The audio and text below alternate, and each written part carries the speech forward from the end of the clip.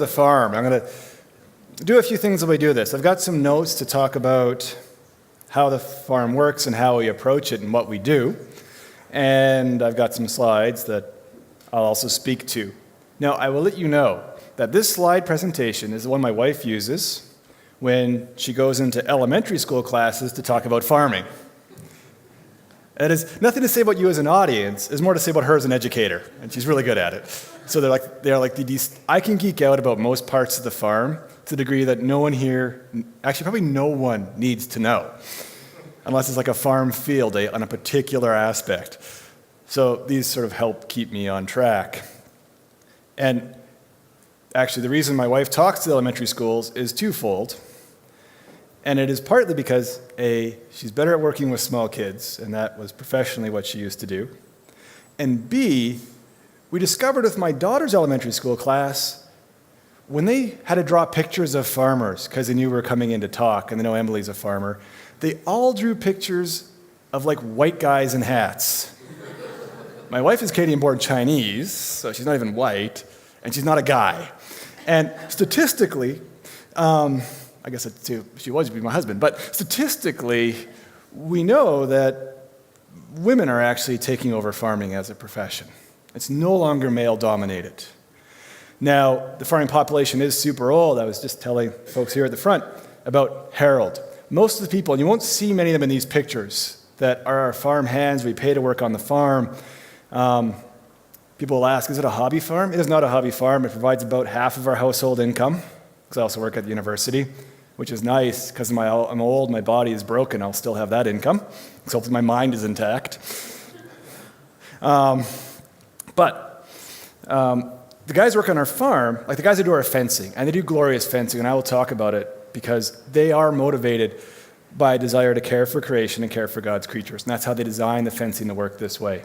Lloyd, who designed the equipment that does our fencing, really feels like it was a revelation from God. He used to be at Olds College. He was their external dean, did farm finances. There's big, thick reports by him in our archives on farm finance, and did all that. Then he went into ranching himself with his brothers, and he did something way different than barbed wire. But these guys, the average age of that crew is their late 70s. Harold, who is fantastic, climbs in and out of the machines, still climbs over the fences. I'm pretty sure he's 87. And they all attend the same cowboy churches out by Sundre. And my yaks love Harold. He spent his whole life with Texas Longhorns. Now, I talk about yaks being great for the environment because we haven't kind of bred their place in the environment out of them like we have with Simmenthals or Angus or the largest cattle. Texas Longhorn are neat because the Spanish brought them over, then lost them, and they went feral and roamed wild for like 100 years before American settlers found them and domesticated them again. So they're, for warm environments. They got those big horns. Our yaks have big horns, so Harold loves them. And I was watching Harold do this one day, and we have one cow, Rose, and she's the boss cow of the herd, and she is not a friendly cow. I mean, she's a yak, so less skittish than other cows. When I say cow with her, it's female. John, who we do the yaks with, he's known Rose since she was a calf, and she flipped him once just to see what would happen, which is when the yak comes up behind you or a cow, and they get their head under your butt, and they flip you in the air. And the rest of the herd just watches as the monkey flies through the sky and hits the ground. They could laugh, they probably would. It's probably what they're thinking. That was neat. Probably shouldn't do that again. He seems really angry. But Rose isn't very friendly. Harold, though, moves partly he's so calm with the animals because of a lifetime of experience.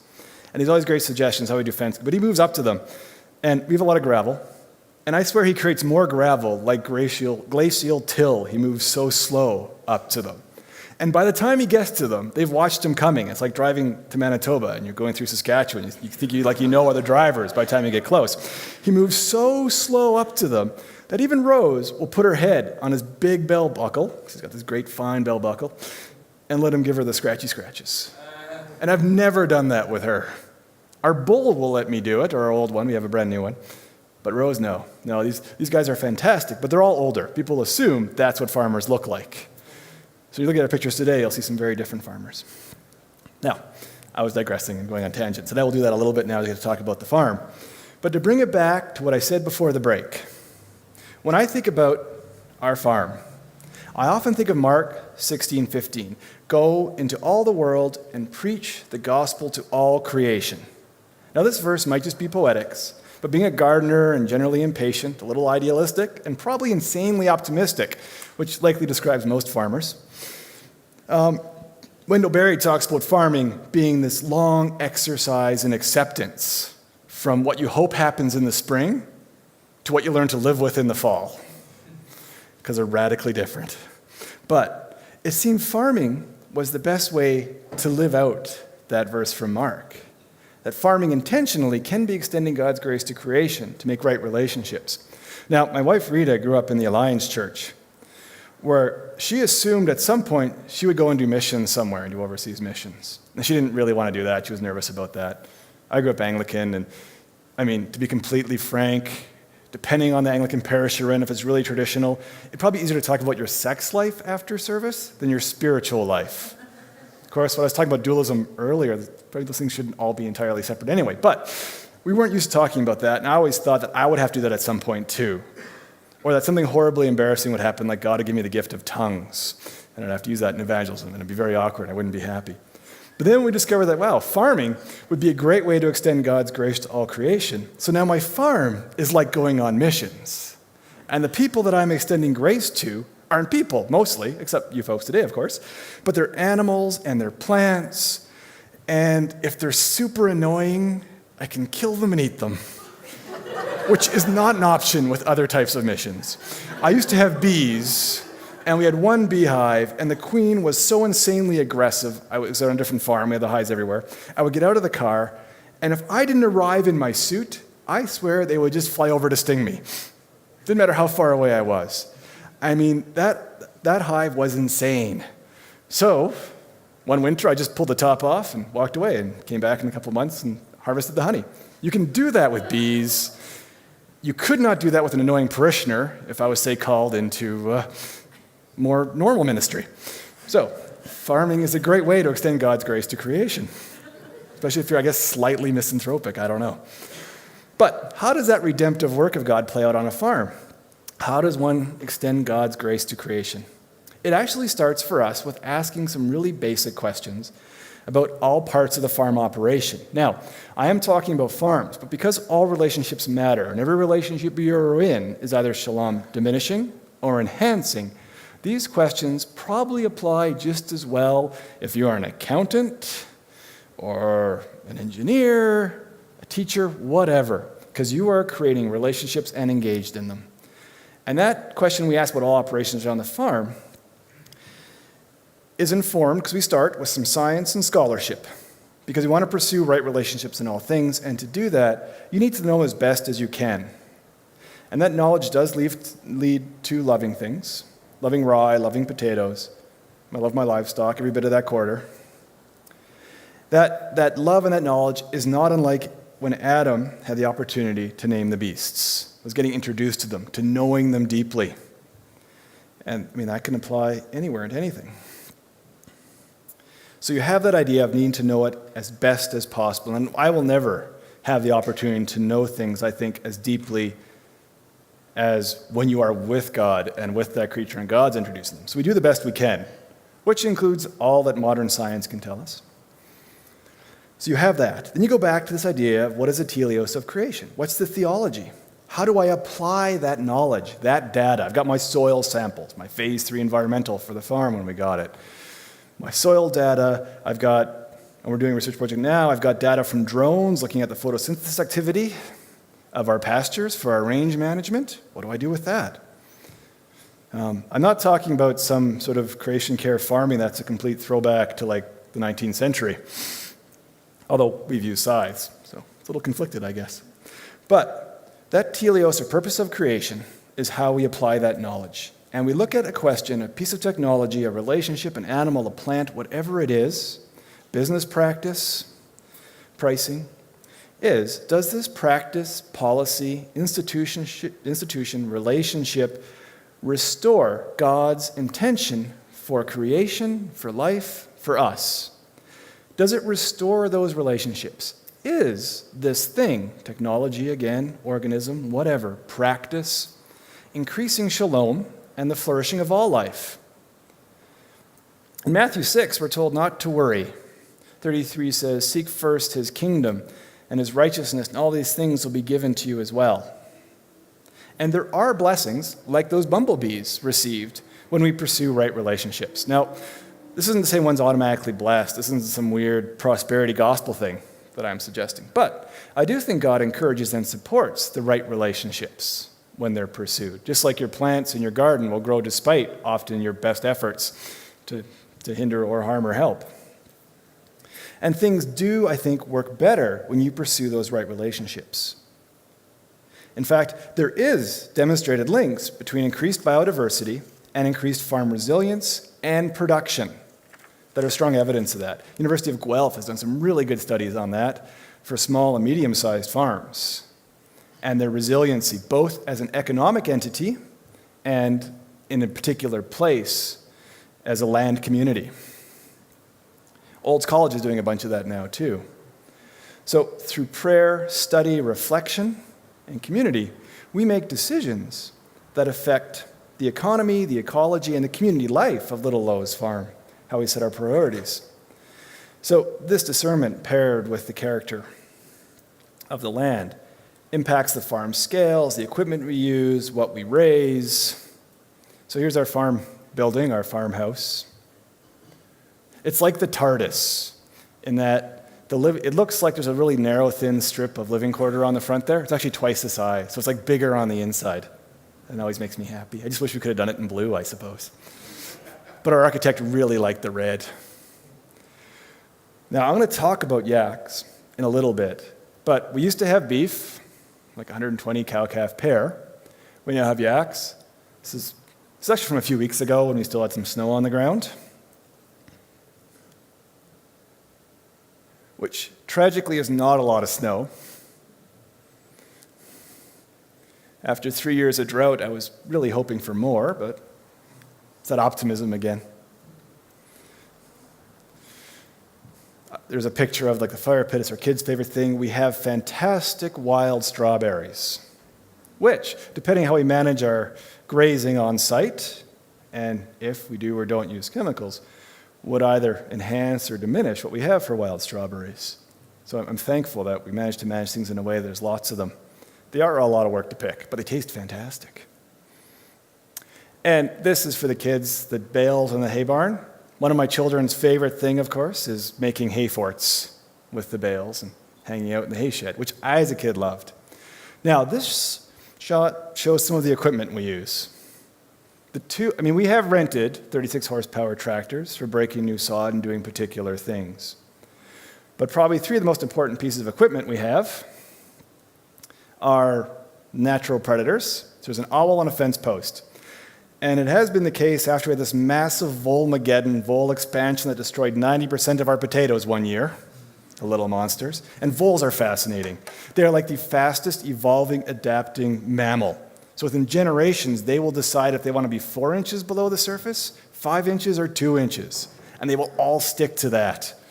So actually, depending on the potatoes you plant, you can avoid or minimize vole damage by how deeply they set or where you plant them and how you manage them. Also discovered that we responded to drought, as one does, and what you learn to do, and we did when we were south of the city, by mulching, putting lots of hay down. And also, hilling potatoes is a lot of doing. If you put enough straw and mulch down, you save yourself some labor. So that was going to be awesome. It was a drought year, like it has been, and we created the ideal vole habitat. We had a massive vole explosion, and when we went to harvest the potatoes, they had literally damaged 90%. So we had expected like up to 18,000 pounds of potatoes that year. We got like 2. And it wasn't like they'd take a potato, and they did. They would like carve it out, say like a potato skin. So if you get potato skins in a restaurant, they are not vole produced, but they almost could be. Sadly, we couldn't sell them for that. They were just weird. But they would like nibble one potato, then move on. Do enough damage that we couldn't do anything with it, then try another one. Yeah, I don't know if I like that one. Let's try the next one. Oh, wow, it's the same. All right, let's try the one beside it. And they did it through the whole field. So yields would have been weak anyway because of the drought, and they destroyed it. Now, we've never really monocropped, but we did have potatoes in blocks instead of separate beds. And the voles had tons of cover, could happily reproduce away, and have little vole parties. So what we did in the following year is We now use a 10-foot wide bed that's about 100 feet long.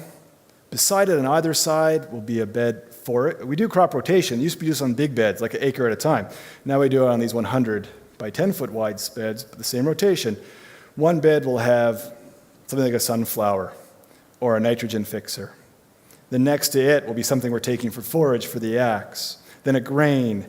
And then the forage ones, though, we mow regularly. So there's very little cover. Now, ideally, you leave things long to insulate the soil, but voles can hide. If you leave a lot of ground exposed, all of a sudden, like that owl there, can go to town and do their job.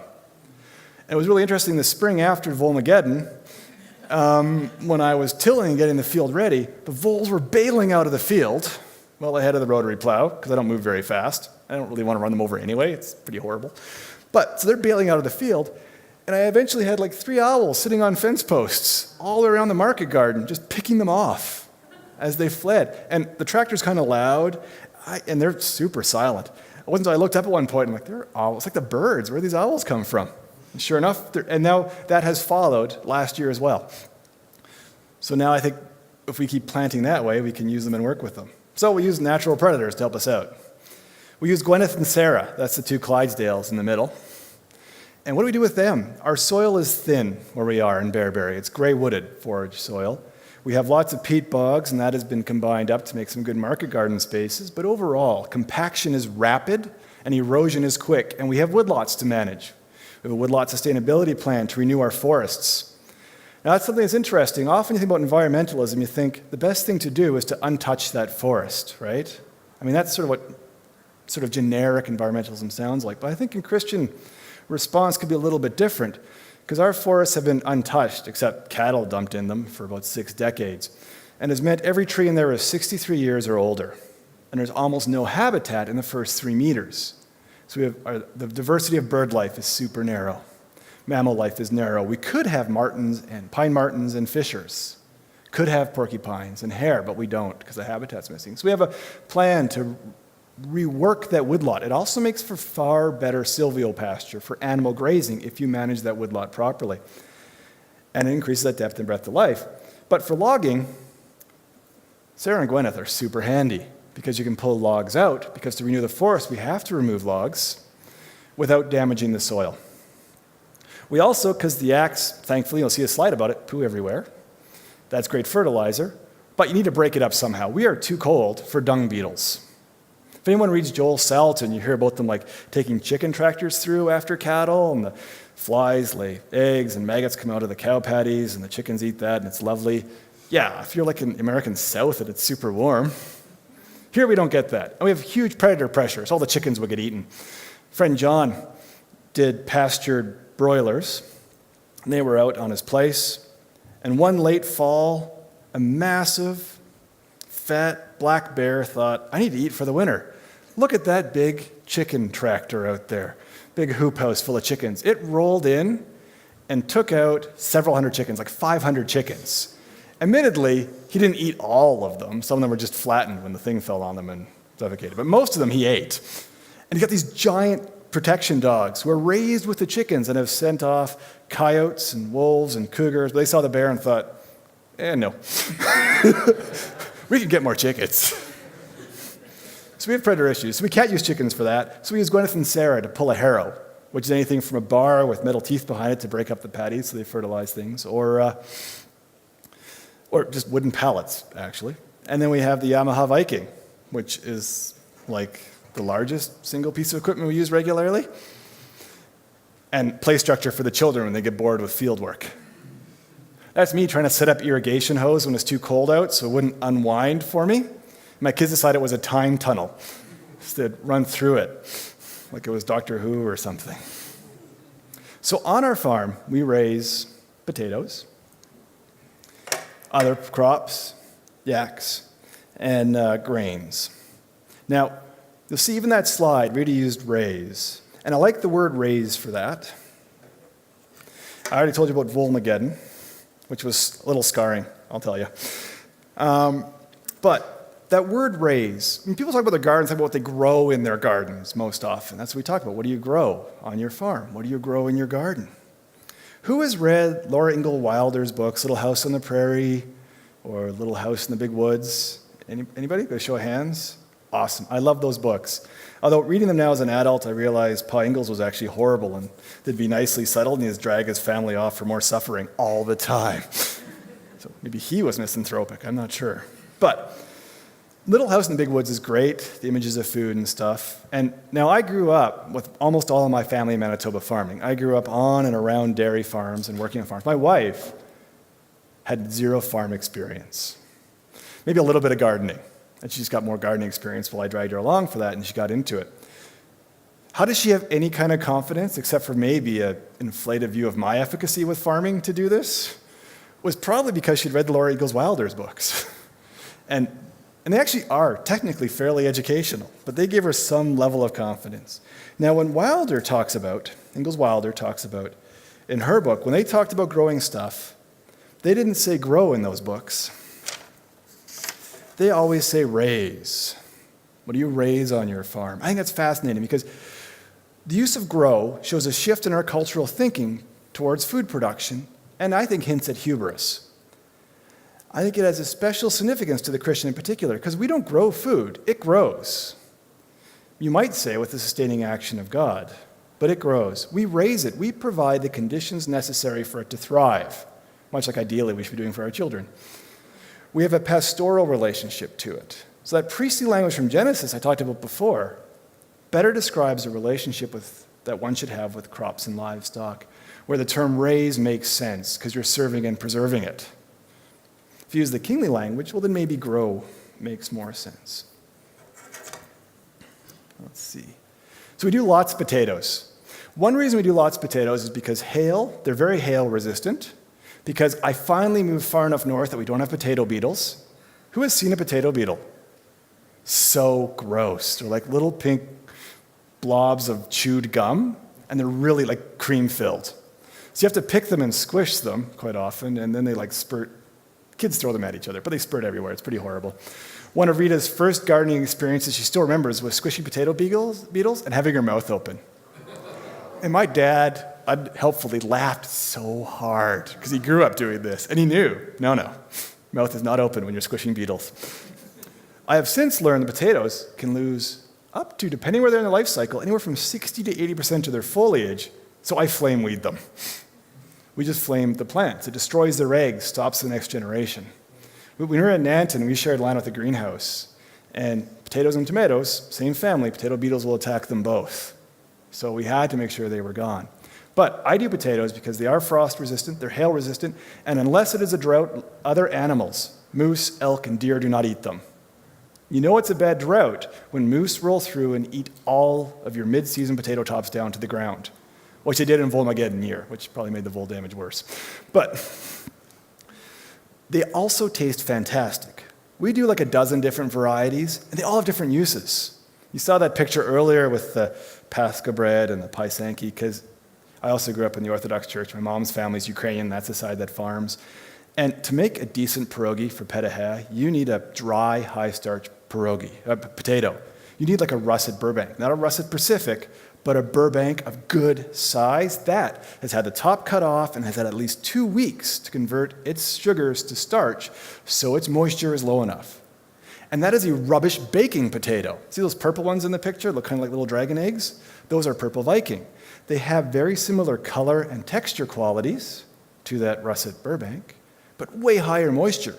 So when you see those commercials with baked potatoes and all that steam coming off them, the kind of food porn idea that you get, russets don't do that, but the purple Viking does. And every variety we grow does something cool. Admittedly, we do grow Russian brew, mostly because the kids like them and they're blue, and if you make mashed potatoes with them and leave them in the fridge a little longer, they get bluer. And most vegetables, when you cook them, they lose their funky color, so that is kind of fun. Flavor-wise, they're not very exciting, and actually they're really painful to harvest because they look like dirt. And they're about the same size that our dirt tends to clump as, so my field hands have been known to pick almost as much dirt as potatoes sometimes. Like, oh wow, we got way more out of that row than I thought. Oh, dirt. But I love potatoes. And if you do garden and you want to grow things, that idea of Adam naming things and loving them is vital because, at least for me, if I love that food, and I know how it grows, and I know how to eat it, and I can glory in that, then I will grow it well. I grow almost no salad mix. Apart from like low moisture years, radicchios with some nice hot pepperiness, and maybe beet greens. I love beet greens because you use them in halapchi and stuff.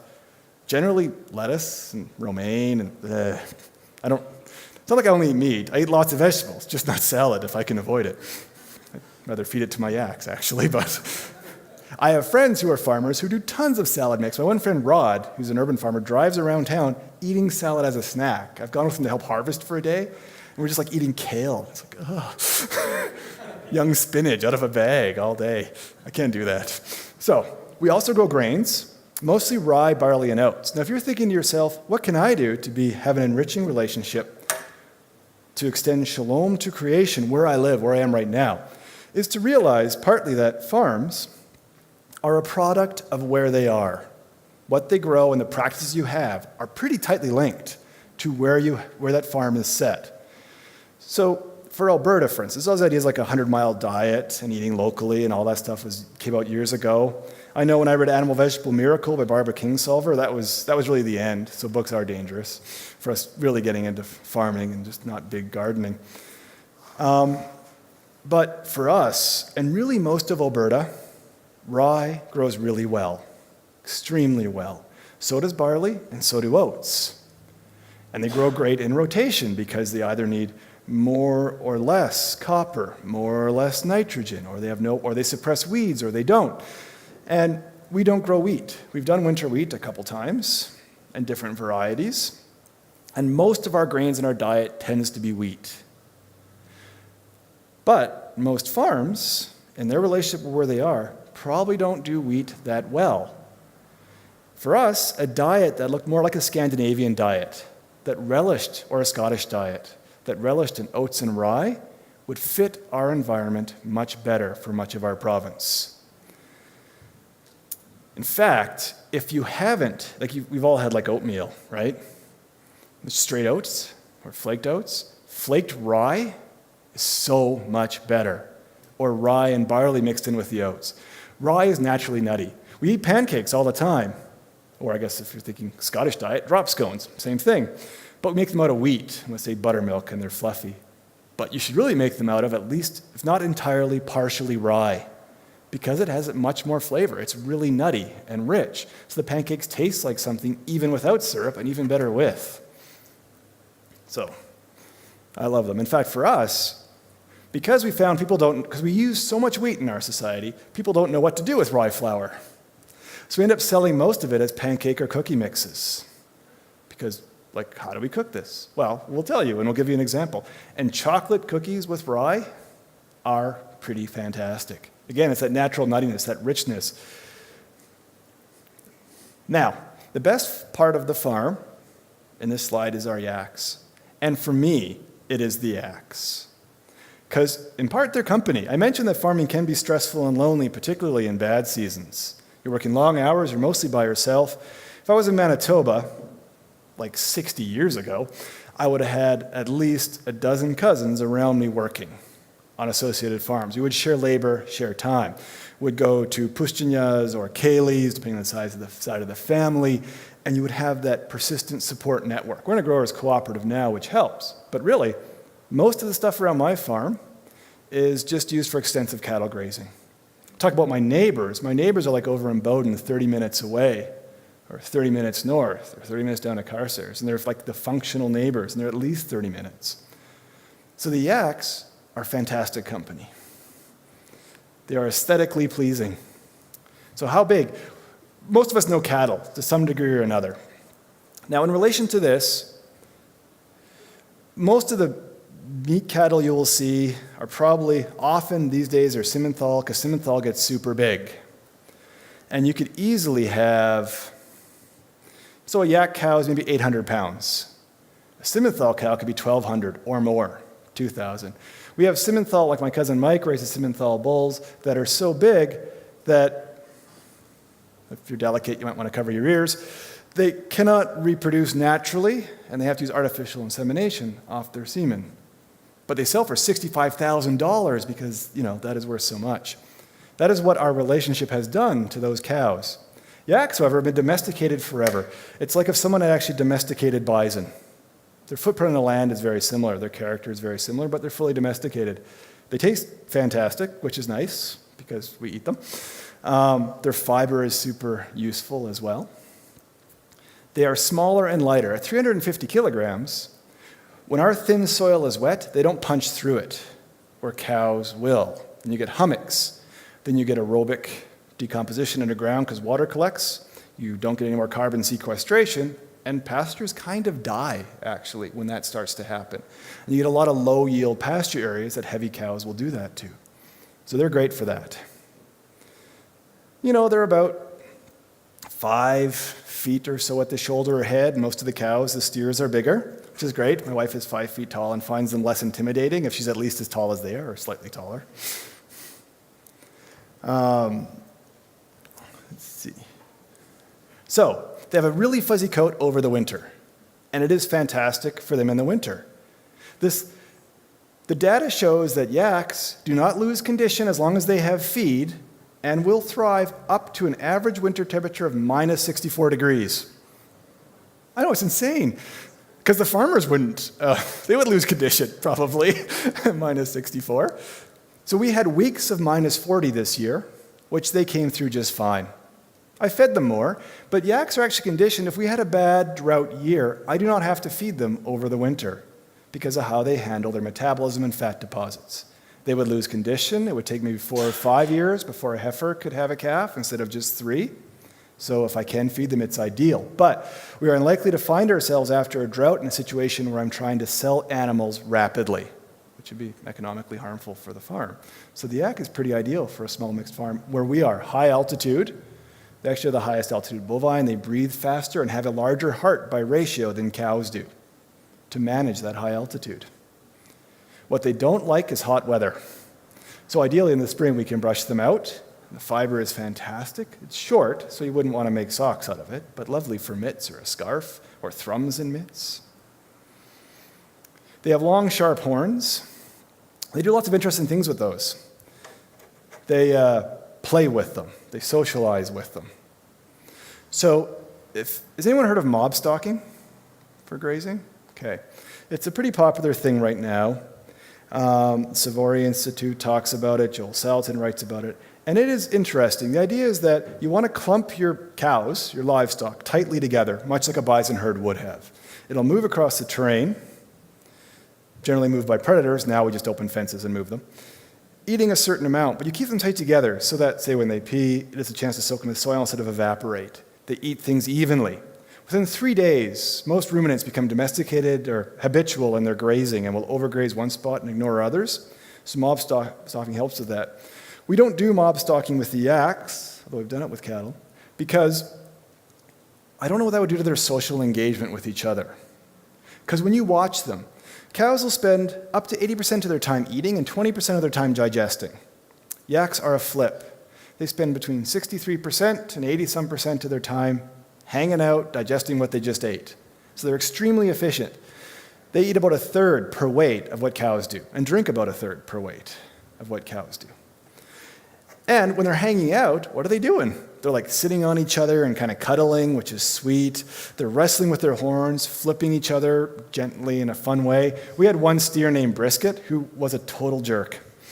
And I used to watch Brisket flip all the calves and yearlings like right over his back, right through the air. And then one day, one of the steers, I can't remember if it was Hugh or Bo, had just lost it with Brisket, and Brisket was at least 800 pounds, flipped Brisket through the air. I thought, wow, I'm glad they don't flip me very often. Never up to this point. But what do those yaks do on our farm? So this idea of shalom is creating right relationships between the yaks and the land. So they eat less per weight, right? They drink less. We can use them through the silvopasture, our woodlands. They don't compact the soil. We have a lot of aspens and poplar. They grow like raspberries. They sucker up to create new growth. When you watch aspens' leaves change, you'll see all orange or all yellow in big patches. That's because that's like all the same plant. They're like giant raspberries. So actually to produce new ones, if you cut out 3 acres, a hectare at a time, if it's got good sun on it, and the trees aren't too old, they'll sucker back up so fast, easily 1 meter of growth a year in our woodlot. But Cattle overcompact the soil so they can't sucker up. If we're using, like, say, Simmenthals and just dumping them on the land to graze wherever. The lodgepole pine and tamarack, which is a hardwood and the closest thing we have to a hardwood, can't grow at all under those conditions with the compacted soil. The yaks are way lighter on that. And from what I've noticed, they have like zero interest in eating young trees, where cows will eat anything they can reach, if it happens to be there. So they will strip young trees. They'll destroy your shelter belts. Maybe because in Tibet they didn't have trees to eat. They don't care. You'll see those ones eating green grass in that picture. And what we discovered in our place, we are what we call knob and kettle, our quarter section. So as well as having thin soil, everything's all hummocks and hills. And at the bottom of those hills, partly because of erosion and because of the way trees are removed, we've got peat bogs where all the soil and organic matter collect, and it's kind of marshy and wet spaces. Now those yaks, if they were in Tibet, the first thing they go for is wetlands, high alpine wetlands, because the sedges, the type of grasses you have in a wetland, have the highest nutrient content. And I've noticed on our farm, every time I put them in a new paddock, and like every 8 acres, 5 acres, 13 acres, every paddock I have has some wetland in it. And then we have larger riparian areas as habitat fenced out until after birds and cranes are done nesting. But whenever they get a wetland, they bail into it first. And they feed off the sedges, which cattle will only do in distress and will do poorly. So the yaks are much better for that. They actually kind of enhance those wetlands. Also, they're big and furry and can overheat. They have no sweat glands, and one way they cool off is by going in water. The other thing that's really neat with the yak, when they hit the water, or they hit soft, wet soil of any type, they start to move different. Like, you know, you hit ice and you think you're going to fall, so you sort of penguin walk? The yaks actually do that on really soft ground. They don't walk the same way. It's an interesting adaptation for where they would have lived, which had, bogs and dangers like that. So in the summer, they eat grass and sedges. In the winter, they eat hay that we cut on our place or at John's, because we share the herd, my friend. And they eat oats. We've trained them all to oats. It is incredibly useful if you have your animals trained to a grain, because you need to bring them in to herd them. They just want more oats.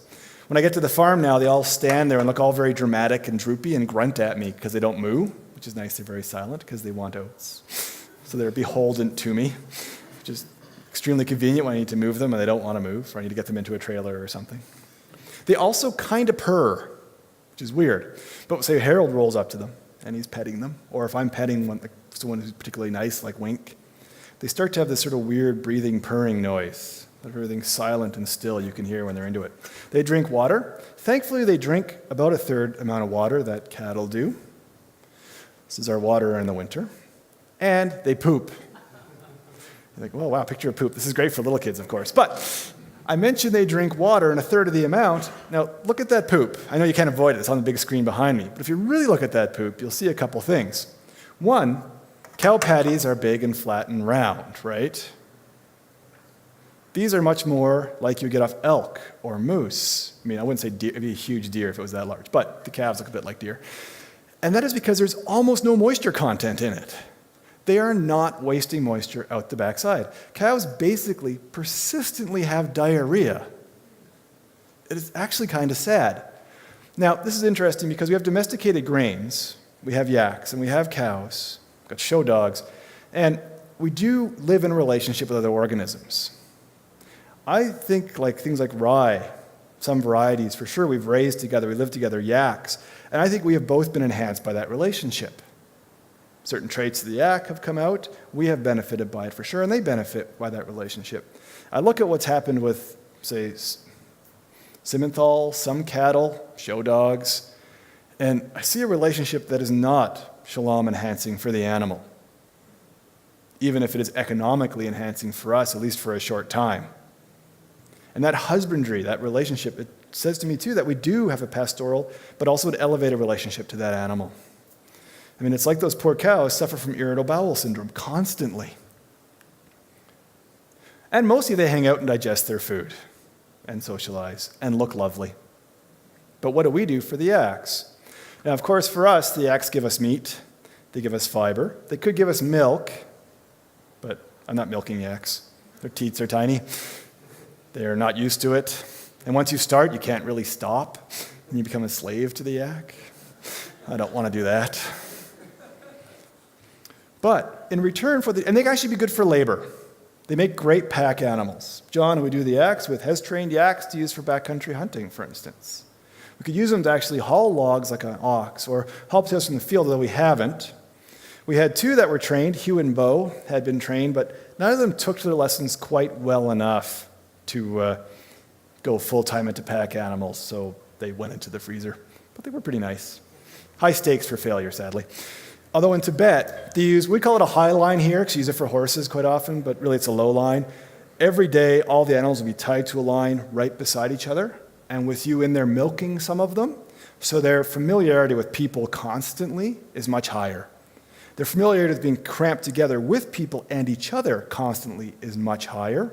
So then it becomes much easier to do things like saddle break them. In fact, Jen, who we just got our new bull from, she has saddle broke one of her yaks. So I can't wait to take the kids over so they can ride on it. I keep thinking it'd be so much fun to get a larger yak saddle broken so we can go down. When my neighbors move all their cattle up the road and they get all on their horses and ride out, I can go riding out my wee little yak, look up to them. But we discovered when we got our yaks initially, we had cow fencing, and it was old, and the yaks can jump. Some people call them hell goats because they can jump really well. If their nose is over it, they'll go over it. And they had gotten out, and I had a tour of PWRDF folks, Primates World Relief and Development folks, up at my farm on that day when they got out. And the average age of that crowd was much like my farm hands, but less used to agricultural labor and moving livestock.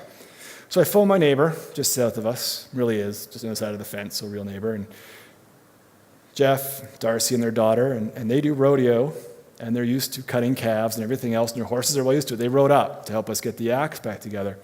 Horses got close to the yaks shouldered up in a big defensive wall, and the horses freaked out completely. So I'm fairly certain if I rode a yak out to my neighbors, their horses would freak out completely, and it'd be a gong show. But we kind of want to try it sometime. And the one thing about that shouldering up and those big horns is that one thing that ranchers have, and farmers, is a certain amount of conflict with wild animals on their site, right? The non-domesticated animals. For us, like by James River last year before, a cougar took out a llama. People put llamas with their sheep to kind of protect them from cougars. Apparently inadequate. We get wolves on site. We've seen cougars scat. In fact, cougars kept scaring. Gwyneth was fine. Kept freaking Sarah out of her pen last summer for like a whole week, and I keep finding her in the wrong places and putting her back. Bears for sure. Those horns and that defensive response means that we have very little conflict with predators. We don't have to worry about them. We don't have to trap them or shoot them. And frankly, if you shoot wolves, you get coyotes. You actually get coyotes and foxes. If you shoot coyotes, you get wolves and foxes. You're just trading one for another. It's not going to help your farm long term. But we don't have to worry about them because we have livestock that don't care. We do get eagles, gold eagles, bald eagles, big ravens, foxes, and they will hang around when the yaks are birthing, not to go after the calves, but of course for the afterbirth, to clean things up. And the yaks do something neat when they're birthing is they hang around together. When I was a kid, you'd have to go off and try to find where the cows were birthing and find the calf. The yaks don't abandon each other for that. So, in return for everything the yaks do for us and our site and the woodlot, which is substantial, we do cut hay for them to eat, and we tend to try and mix the fields for hay production and let them graze it, so we don't have to do separate nutrients.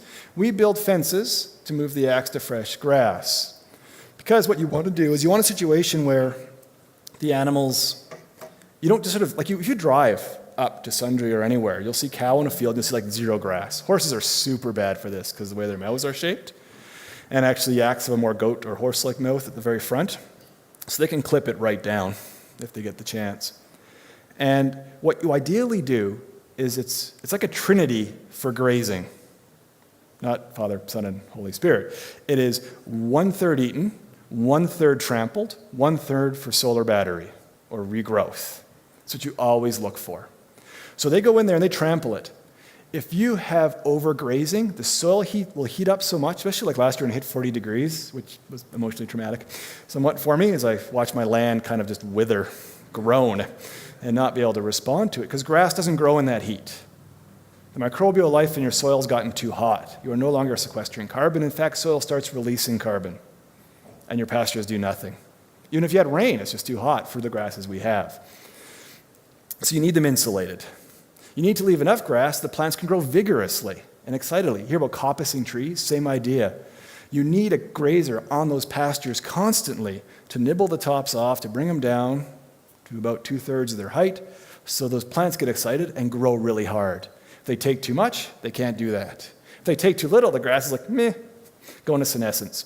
And they do nothing. They just get old, kind of geriatric, and don't do anything at all. When we had cattle and watched them extensively graze, they do that. They overgraze some places, and they ignore the other places. They ignore the old stuff. So we do a lot of paddocks. We've broken the place up. And our fencing, what Lloyd has built for our fencing, I talked about the fencing at the beginning, it is electric fencing, so there's no barbed wire. I lost a really nice pair of rubber boots that I adored, that I got in London to barbed wire, and so now I hate barbed wire. I hated it before anyway, because it kept wrecking shirts, and it's hard to work with and pokey, and it's hard on the animals. In fact, you will see things like antelope or deer, and there'll be no hair on the sort of last third of their back, and it's all scarred up. It's from going under barbed wire fences where the bottom line is too low. So we set our bottom line on all our fences high enough that deer, particularly young ones, can get underneath. Moose just go over, they don't care. Elk just go over, they don't care. But you need to have the bottom one high enough that deer can get under. Smooth wire means, too, if a big animal runs into it, it's got a lot of flex to it. That they don't get tangled up. They don't freak out and hurt themselves better. They get out of it. In fact, enough pounds of pressure cause our fence to pop. So the real thing is the training issue of the electrical shock that's on it. So you get a hot wire. And this is the same. If you see a barbed wire fence that's done right, or an electric fence, there'll be a hot one, a grounded one, a hot one, and a grounded one. So if you touch the right wire, you're fine. And often the bottom one's a grounded one, so you can always go under the fence. Sadly, Adventure Yak, one of our yaks, the kids named her Adventure Yak, has figured that out. So I put some hot ones right on the bottom. And actually on Friday I found one of them. I forgot it was hot right on the bottom, and I put my back on it when I was going underneath. So it was totally on. I don't have that thick furry coat they do. At least I didn't squeak. It would have been embarrassing if we had company. The new bullhead. So this fencing system, barbed wire has staples that fall out. Those staples can get impacted in hooves of your own animals and can be swallowed by both wild and domestic animals too. And you lose an animal, and it's horrible. So we're much happier with the smooth wire. They also drill the post so the line goes right through it, so that you get a situation where, because wood when it's dry doesn't conduct electricity.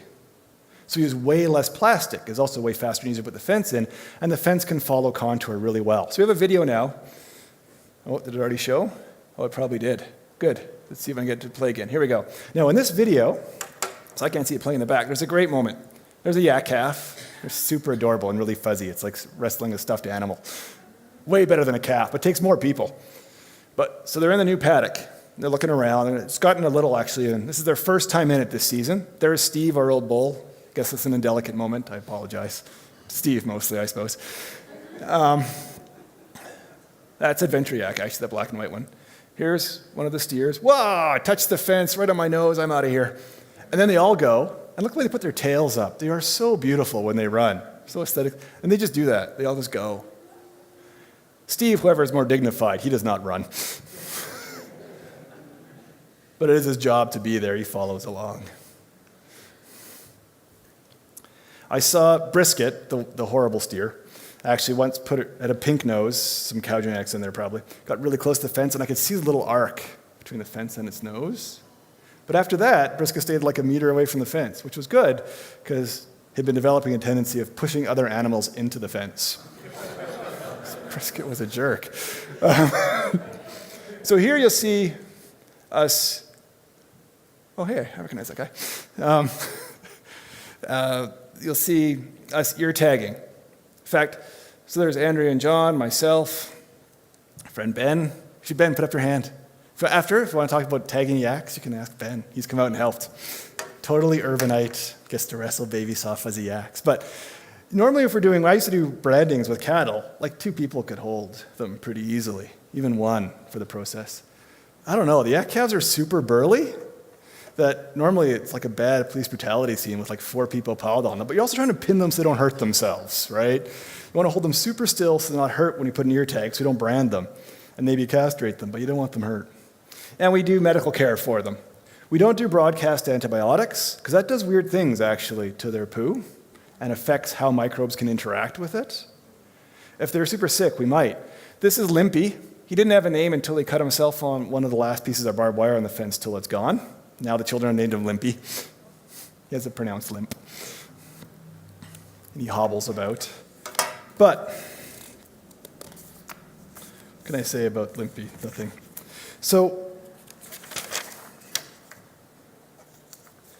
the one thing, too, I should mention about the acts when I talk about communities, I talked about how the animals operate on our land, but the acts were interesting because our friends at Thompson Small Farm, who also Gwyneth and Sarah belong to and come up and stay with us, they had issues with their yak bull at the time going after one of their draft horses.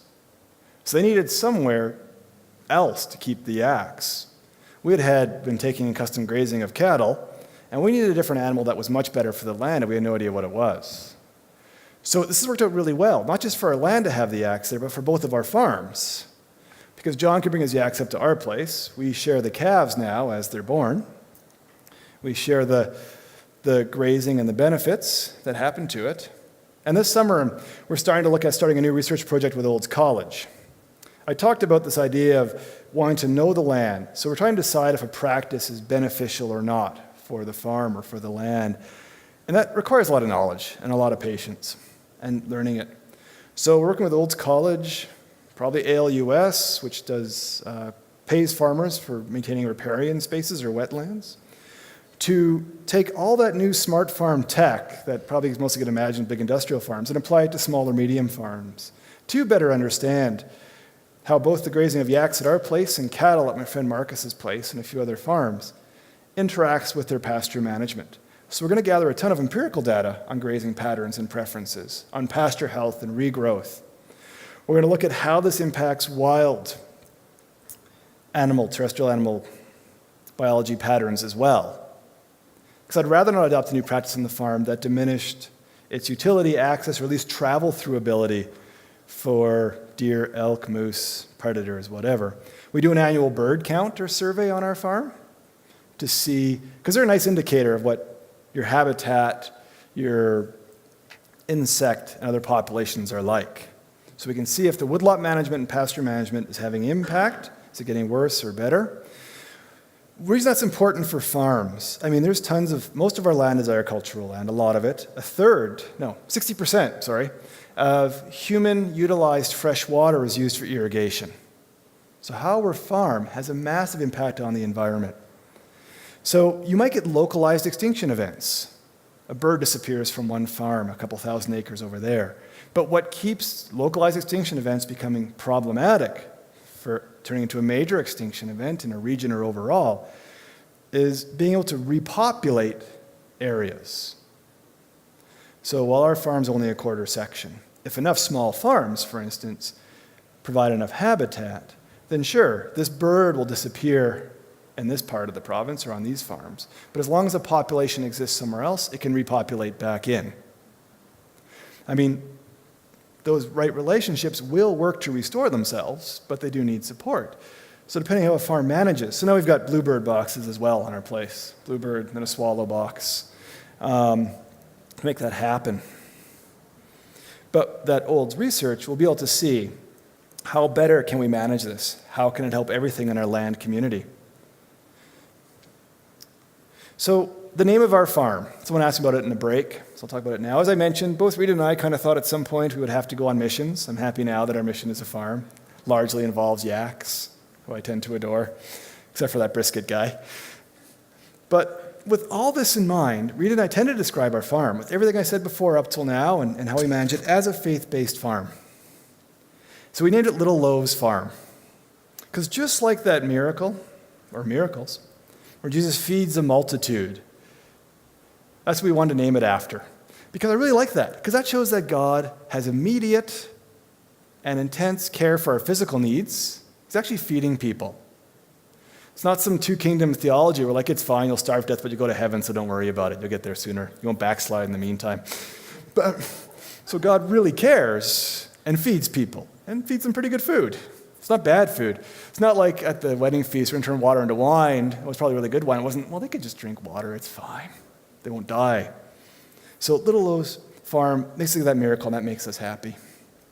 And it's kind of our mission field, extending God's grace to that little corner of creation, plus anyone who comes out and volunteers or works or is employed by us or gets to eat our food. So we work to create shalom. It also often feels like to us that if we produce any food at all at the end of a season, it is a miracle. I mean, those voles could have easily eaten an extra 2,000 pounds of potatoes while they were at it. So that miracle works really well. It also reminds us, I used to try and farm because there was always more work to do. So I would get my farm clothes in the car, go to the early service from 8 to 8:30 because it was super short, get dressed and bail off to the farm. And every day I wasn't on campus, I was doing farm work. And, it is supposed to be shalom enhancing for everybody involved. You do need to keep a Sabbath. You need to maintain right relationships with friends and in your family. So also we're all right, we will put a little more trust in the Lord, and we will take one day as rest, generally Sunday. Now, if something happens, if an animal is injured, fair enough. You would want to maintain that pastoral relationship. You would help. But I'm unlikely to be haying on a Sunday. And that has actually worked out fine for the past 3 years.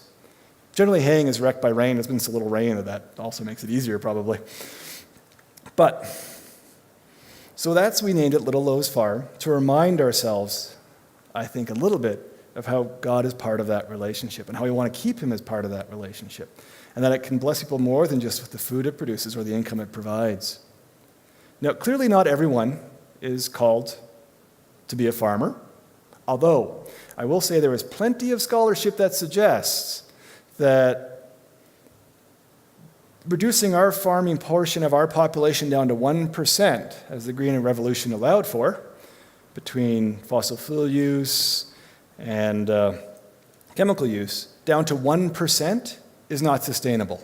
I mean, we know actually economically it guts small towns, it removes high-quality good jobs from rural areas, increases urban populations and permanent percent of your population that's unemployed.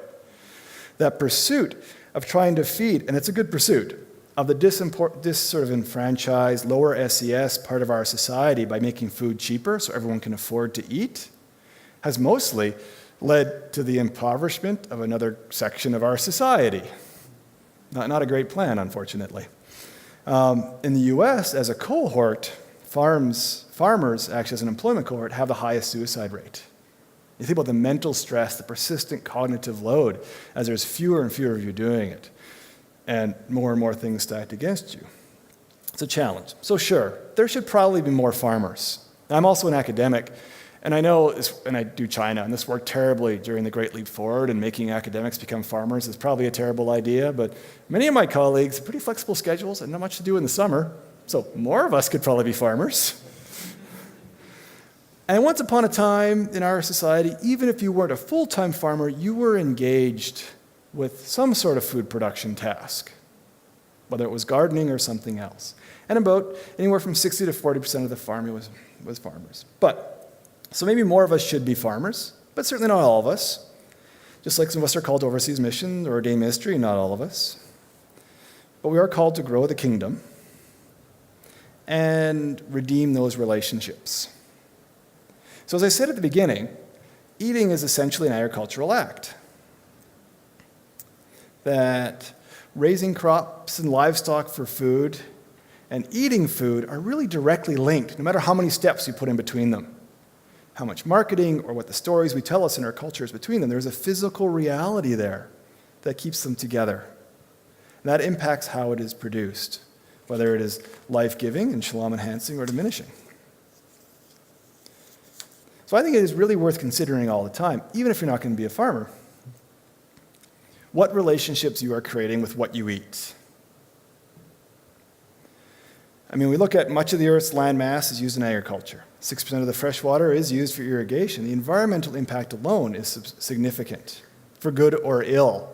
The potential impact of well-managed pasture for sequestering carbon in roots is significant. I mean, if our roots, this is part of what we're doing the Olds project, if our roots are sitting at, 6 or 12 inches deep, right, they can't access very much water. If you've got really good pasture that's been really well maintained, you could have up to 3 meters of length in your roots. That's way more water. Now they're accessing up to 3 to 4 seasons or more worth of water. So you still have pasture growth through years of drought. So the impact potential for good and ill is massive. to enhance or diminish shalom is massive. So I know for me, I've been blessed with land to care for and the chance to experience that shalom, to see life flourish and participate in it, and making it even more so, and getting to share that experience with others. So in fact, if you think to yourself, well, that sounds neat, I'd kind of like to pet a yak or visit a farm, chat with me after, and I'll give you our card, and we do farm days, and you can always come up. I will not necessarily make you work, but if there are bales lying around the fields, there's probably a good chance. You'll have the opportunity by being blessed with sharing labor with others in good community. And they're round, and they're 60 pounds. See those big round bales you'll see? These are like small little like mini wheat versions of that. So even children can roll them. My son looks like a little dung beetle as he rolls them across the pasture. I was telling someone that we grew a market garden, and we had helped sponsor some Syrian families to come to Canada. And so through that community, we'd hired some of our summer farm workers. And generally where we are, because of the quality of our soil, and we get frosts in July sometimes. Thunderstorms will sometimes produce them. It's super annoying. So in a market garden, I generally make enough money to pay for the staff I've hired. Not for my hours at it or any of the rest of it, but the staff get paid. But I had gone off to do something else with the yaks. I had left my Syrian Christian staff to help bring the bales together in the field so we could bring a big trailer through and collect them. I got to the top of the hill, I looked down at the area where we'd done all the haying, and all the bales had been arranged in like a large fish and a cross. It was awesome. They were doing as much play in that labor as they were doing labor. And that was fantastic. That's what I like to see. It is pretty awesome. So certainly your people are welcome to come up. But we've got some time. So what I was wondering is if anyone has any questions, technical or otherwise.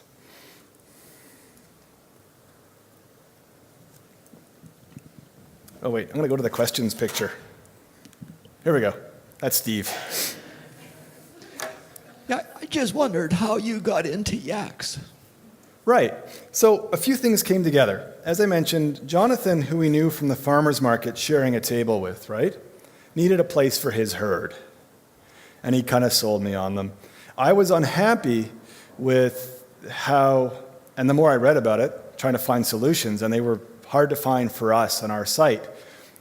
If you've got a big piece of flat land, you can use temporary electric fence to graze cattle pretty well, the right varieties. But our place, too many trees, too many hills, we couldn't do it. We need another animal. And it was starting to look like maybe bison were the animal. But the fencing would be prohibitive and insane and difficult to work with. I did not have enough experience with livestock to want to go there. So John said, well, I need somewhere to keep my yaks. I said, okay, well, we don't want cows anymore. And the more I read about yaks, the better I realized they were a better fit. They had most of the characteristics of bison. They still had some really beneficial wild characteristics like predator resistance available.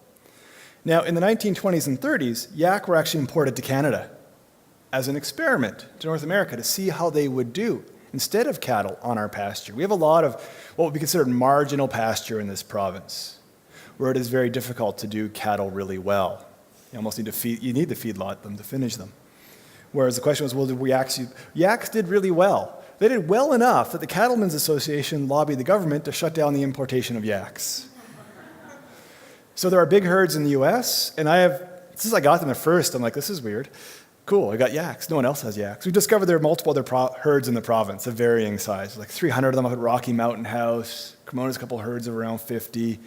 So there's and they're getting more popular because people want to look to bison for its qualities, but they're hard to manage, they're not domesticated, so they go to yak instead as an option. People around in Sundre, because it's a small town and new things are weird, they call our place the Yak Shack. When the Fortis guy was coming to hook up the power, his wife came with him, and I'm like, oh, hi, welcome. It's like, yeah, I had to come see the Yak Shack. Everyone's talking about them. I've had other neighbors look at them and go, yeah, I don't like those yak things. Like, really? They don't stay in their fences. And this is my one neighbor who I've had to kick his cows out of my pasture several times. I think it's only the one time when our yak yearlings were bullying his cows and keeping them away from water. And he's got, rage against them now. But yeah, that's how we got into yaks.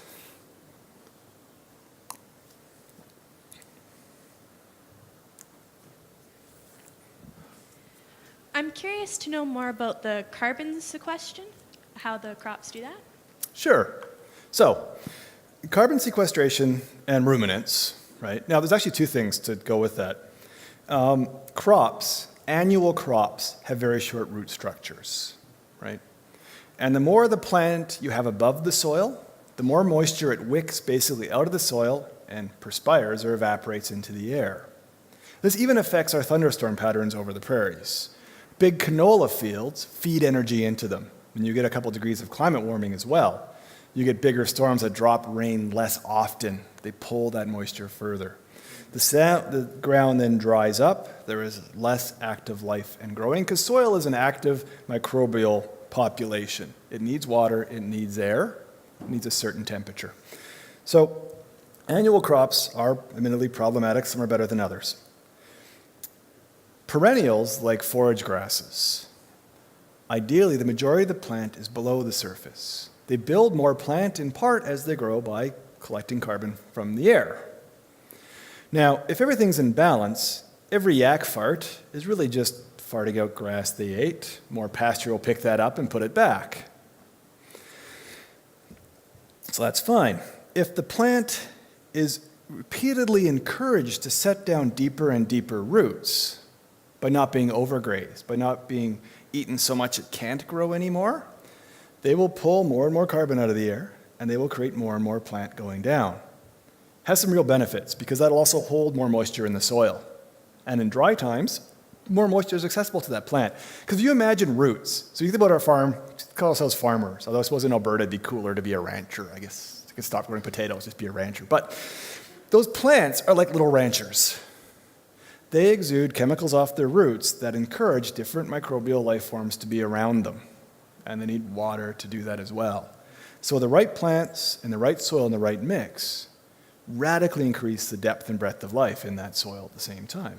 It makes it much more active and grow much more and sequesters harm. So properly managed ruminants, cattle, yak, bison, depending where you are, right? Llamas, I don't know, could have, I don't know if they're ruminants or not, probably not, could have, I don't have llamas, have a real impact on carbon sequestration in that area, build much healthier soil, make it much more drought resistant. So that's how that works. Yeah. Yeah, it's being recorded, so might as well grab the mic.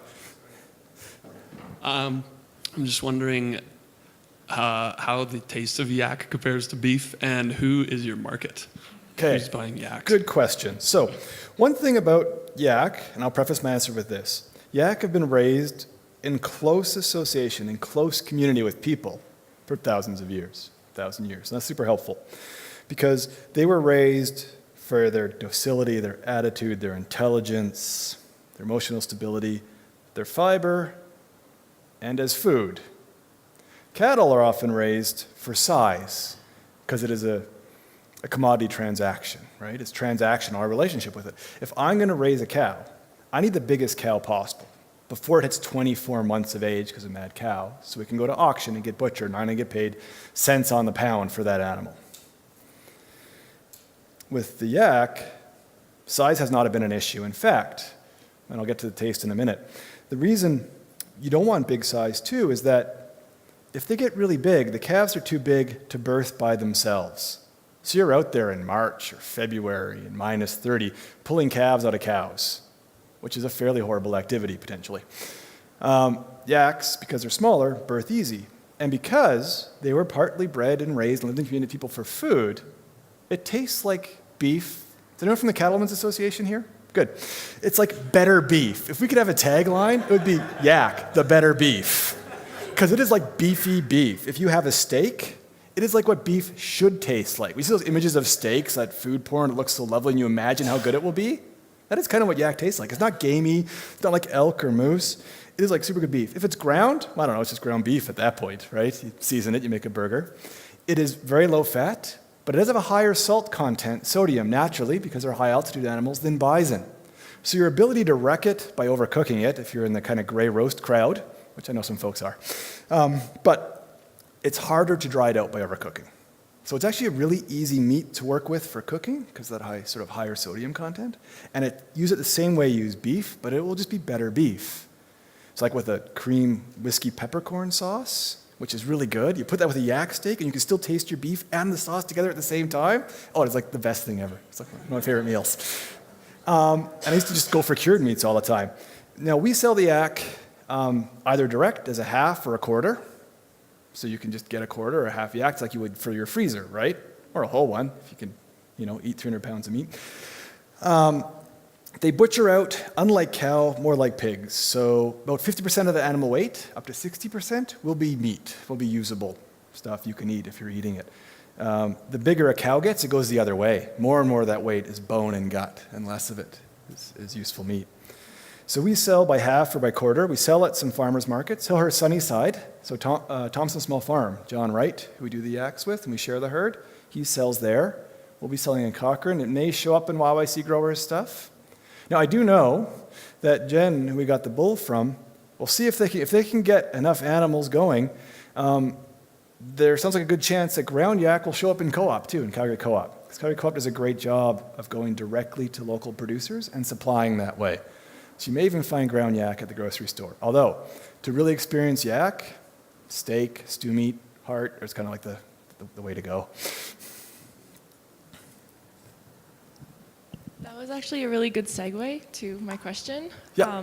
which is, what is your suggestion for us as the consumer to stimulate an economy where this food is more readily available and economically friendly?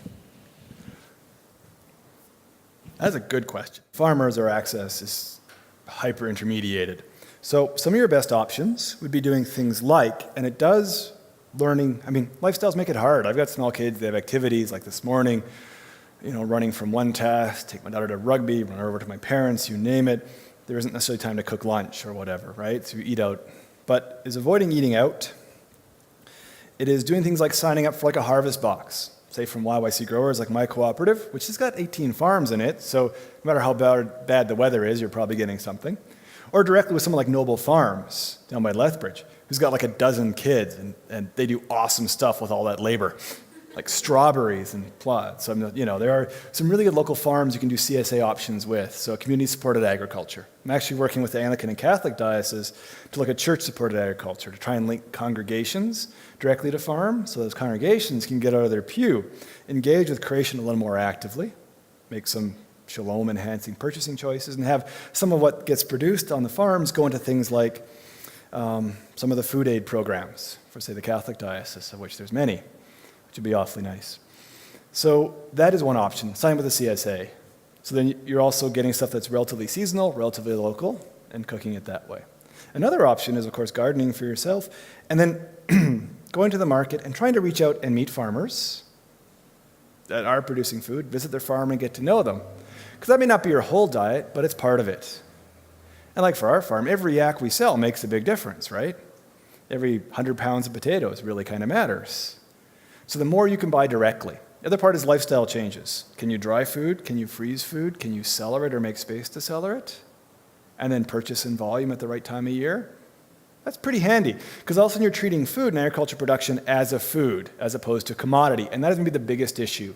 The more often you can treat what is raised on a farm, whether it's a chicken, and you go to a grocery store, you get chickens or boilers and fryers, it is hard to find a super old rooster or an old layer. But if you want to make coq au vin or a good chicken stew, or any dish that you want intense chicken flavor, you need an old rooster or an old layer. And how do you get them? Because you know a farmer who has chickens. And you may get to learn how to do your own roosters at that point, and butcher them and stuff. It's an interesting process. But is to try and do that as often as possible, even if it's just feast days like Easter and celebration days, or once a week. And if you like fish, there is Skipperados, because we've done it before, my family. My kids then decided they hated fish. Now they're back to liking fish, so we'll do it again. There's community-supported fisheries. So you buy into part of their catch before the fishing season starts, and you get a portion of that catch back, and they bring it into Calgary. So you're getting wild-caught salmon and shellfish and black cod, and if you ask, so you can pay a little extra and get like smoked black cod for breakfast with like a poached egg. It's like the best thing. There are many best things ever, but for breakfast, wow. Dipping those white fish with the nice dense texture, it's all smoky, into an egg is really good. So there we go. Thanks, Jerremie. Just wondering if you could talk a little bit about the economics of yak production. I'm just curious because you've been singing the praises of yaks, and it seems to make sense from an ecological perspective. What about the economic perspective? And the second part of this question would be why kind of, what are the deterrents about why haven't more people seem to me is it the Cattlemen's Association? Are they lobby groups? Are there subsidized cattle? Tell us a bit more about that so we can be informed. People show up in white hoods and burn your yaks to the ground. No, that doesn't happen. But there's a couple things with that. One, and this worked when we had bees and we grow potatoes, you name it. We have a farm fuel discount on our farm based on our farm production. But every time I renew that, I send them in our contract with YYC growers. Because the price we get per pound of potato, direct sale, is like almost 100 times higher than I would get if I sold them bulk to a distributor. The same goes for meat. You've got two options with livestock, I think. Beehives, you name it. You have lots of them. Hundreds of head, thousands of head, because you've got thousands of acres. And you can't sell them individually. So you sell them at auction for cents on the pound. We only have 160 acres to work with, so we can't have huge volume. So we need to make as much, basically, dollar per acre as possible for our farm. So we direct sell everything. Also, I like the idea because that means I'm engaging in a relation with someone I know, and they can engage in that relationship. I think that's what we should be doing anyway. So yaks for direct sale work really well. You cannot auction sell them on volume. The market doesn't exist. You can't feedlot them to finish them. They would probably do terribly, much like bison, through that whole process. So that's one reason most folks haven't done it. There also just aren't that many farms. And you grow up doing something, and that's what you know. And if your farm carries a ton of debt, as many farms do, trying something brand new, which may or may not work, when you have to cover your cost of production, which on a big farm could be millions of dollars every year, it's pretty hard to try something brand new. For us, thankfully, we were starting new, so we could kind of pick our livestock. We only had so much land in a certain relationship. So that is part of the reason they are not more widespread. They just do not fit well within commodity industrial sort of paradigm. Commercial agriculture scale, like big scale. There just isn't a way to slot them in. There was two parts to that question. Did I get both of them, or did I miss something? Oh, gotcha. Yes. It makes economic sense. So far, we have never not sold out of yak. So there's definitely a market. People are keen on it. At the level we produce, we will probably always sell out. From an economic argument, and this comes back to some of those studies from the US, Extension Institutes, and from Guelph and stuff, where because the yaks have massive, what you could call ecological services, this is one way we try to value things like wetlands for preventing drought and stuff. Their ecological services are profound for our farm, and a farm business is dependent, in most cases, upon its relationship with the land it's on and the weather it gets. So if the yaks, as opposed to the cattle, are enhancing the land's ability to withstand drought, to withstand fire, to produce regardless of the weather, to take less work from me because I only have so much labor available, then that is actually an economic win for the farm. It makes the business more resilient and reliable long term. So it totally makes economic sense for us to run yak. But being the academic I am and having no other way to handle or approach problems, basically, I am looking at doing a research paper with the smart farm technology to really get some hard empirical data around both the application, because it's expensive, all the smart farm tech, to manage specialized grazing herds and to manage the yak, so I know exactly what it is. And, maybe get some peer-reviewed publications out of it, because I have to do that too. We're going to take one more question because we're running out of time. What's the price difference between yak and beef? Depends who you buy it from. But in general, like for us, you're looking at, say for ground, the cheapest cut, about $8 a pound. which is about the same as if you got grass-finished beef. And that partially exists because when John sells at Hillhurst Sunnyside Community Association Farmers Market, we have friends there that sell grass-finished beef. So we could sell it for a little bit more, but we don't want to undercut them, right? That's not helpful for any farmer. So it's set there. I do know other folks sell it for a little bit more, much closer to bison, grass-finished bison. So it'll definitely be more expensive than generic meat from the grocery store, which, depending on your budget, maybe you can manage to spend more of your household budget on food, but it might also be why maybe meat is more of a sometimes food. And you really want the most flavorful meat you can get and totally relish in it because you're not having it every day, for instance. So that's why you end up paying a little bit more for it, which probably overall, considering how we do land use and farming, that probably wouldn't be a bad thing, actually. All right. Thanks, Jerremie.